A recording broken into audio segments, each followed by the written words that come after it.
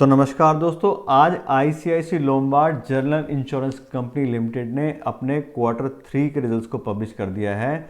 और यहाँ पे देखें तो क्वार्टर बेस पे सारे ही पैरामीटर हमें रेड में दिखाई दे रहे हैं, यानी क्वार्टर बेस पे कंपनी का रेवेन्यू और प्रॉफिट कम हुआ है, लेकिन ईयर ऑन ईयर बेस पे इसमें ग्रोथ आई है।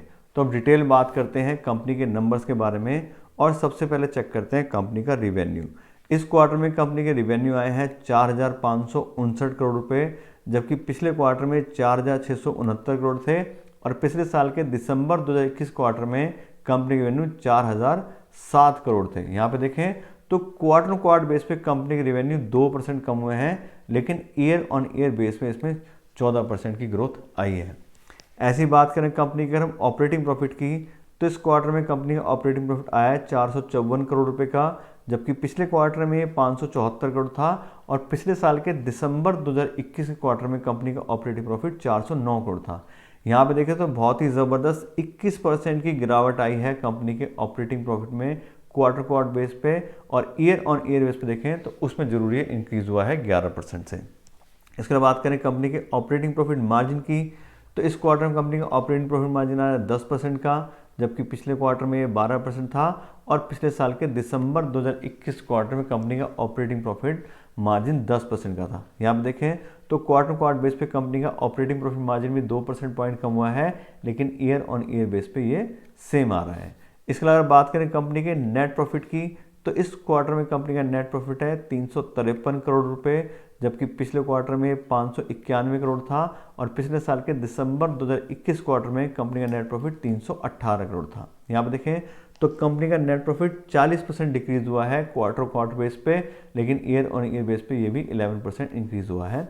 ऐसी अगर बात करें कंपनी के अर्निंग पर शेयर की, तो इस क्वार्टर में कंपनी की अर्निंग पर शेयर आई है 7 रुपये 18 पैसे, जबकि पिछले क्वार्टर में 12 रुपये 2 पैसे थी, और पिछले साल के दिसंबर 2021 के क्वार्टर में कंपनी की अर्निंग पर शेयर 6 रुपये 47 पैसे थी। यहाँ पे भी सेम नेट प्रॉफिट में 40% डिक्लाइन आया है कंपनी के अर्निंग पर शेयर में क्वार्टर बेस पे, और ईयर ऑन ईयर बेस बात करें तो ये 11% से इंक्रीज हुआ है।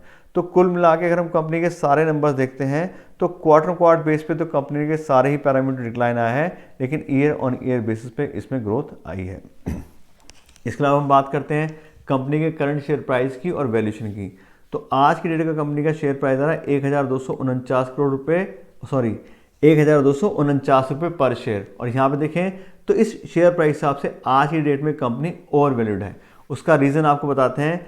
अगर हम बात करें कंपनी के प्राइस बाय बुक वैल्यू की, तो इस कंपनी का आज की डेट का प्राइस बाय बुक रेशियो आ रहा है, बुक वैल्यू आ रही है 6.70, जबकि बात करें सेक्टर की प्राइस बाय बुक वैल्यू की तो वो है 2.34। तो यानी कि अपना जो सेक्टर का पी बाई चल रहा है उससे लगभग 3 गुनी की पी बाई बी पे ये जो स्टॉक है वो हमारा ट्रेड कर रहा है। ऐसी अगर बात करें स्टॉक के प्राइस बाय अर्निंग रेशियो की, तो 48 की पी बाई पे ट्रेड कर रहा है ये स्टॉक, और जबकि सेक्टर की जो प्राइस बाय अर्निंग रेशियो वो है 23, तो उसके हिसाब से भी ये डबल वैल्यूड है। तो दोनों ही पैरामीटर से अगर हम कंपनी को चेक कर पा रहे हैं तो दोनों हिसाब से कंपनी ओवर वैल्यूड आ रही है। तो क्योंकि अगर कंपनी ओवर वैल्यूड है तो इन्वेस्टमेंट करने का तो कोई फायदा है नहीं, क्योंकि हम उसको एक्स्ट्रा प्राइस देके प्रीमियम पे खरीदेंगे, और बाई चांस कल को कंपनी अच्छा परफॉर्म नहीं कर पाती है तो हमारा रिस्क बहुत ज़्यादा इंक्रीज हो जाएगा। तो इन्वेस्टमेंट के हिसाब से तो अभी सही टाइम नहीं है, लेकिन हाँ अगर आपने ऑलरेडी इन्वेस्ट किया है तो थोड़ा बहुत प्रॉफिट ऊपर नीचे तो चलता रहता है। तो उस हिसाब से क्वार्टर बेस पे देखें तो ईयर ऑन ईयर बेस पे तो ठीक है, क्वार्टर बेस पे कंपनी का जो प्रॉफिट है वो कम हुआ है। तो आज के रिजल्ट्स के लिए इतना ही रखते हैं। आशा करते हैं आपको वीडियो अच्छी लगी होगी।